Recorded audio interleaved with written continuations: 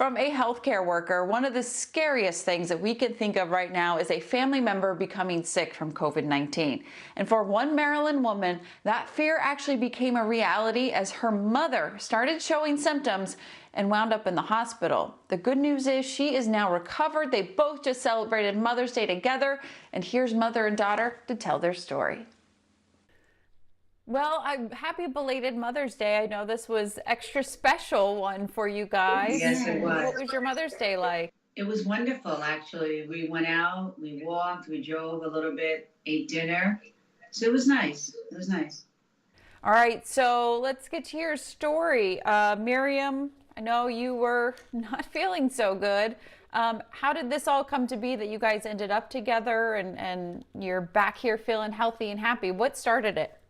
Well, I started getting sick in New Jersey, and I was treated for a flu, thinking it was a flu. I couldn't get tested, and that started on March 21st. I could not get a test in New Jersey, and I kept speaking to my daughter on a daily basis. And she was like, "Mommy, I don't like the way you sound by day 13 with a fever of 101 and 2 and 3. So she said, "I'm coming to get you." And at first I was like, "Oh no, I don't feel like taking that ride. I'm not well." But then I agreed to have her come and get me, and she did.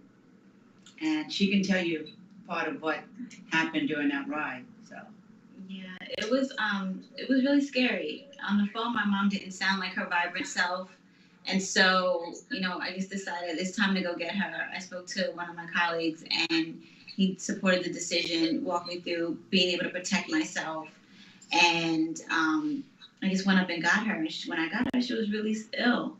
She could barely walk, and she deteriorated within hours. By the time I got her to Johns Hopkins Hospital, she couldn't walk to the ED. I had to put her in a wheelchair, and just my team and the doctors there at Johns Hopkins took just great care of her. And 10 days later, was discharged from the hospital, and she's doing well, and now she's walking, and she says she feels 100%. So that's truly like a great feeling, and I'm so blessed. Yes. We're so blessed. Yes, and I'm so grateful to the healthcare workers that helped her get better.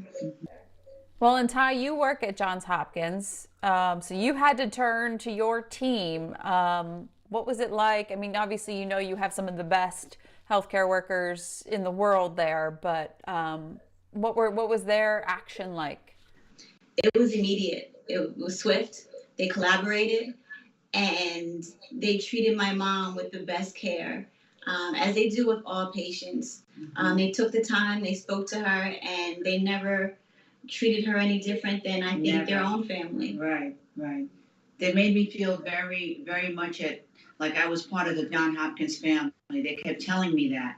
And I was scared. When I first got admitted on the 2nd, I was scared because I didn't know what to expect. I didn't know whether I was going to make it, to be honest. So Miriam, you were diagnosed with COVID-19. Ty, were you diagnosed? No. And I still haven't been. I've had no symptoms.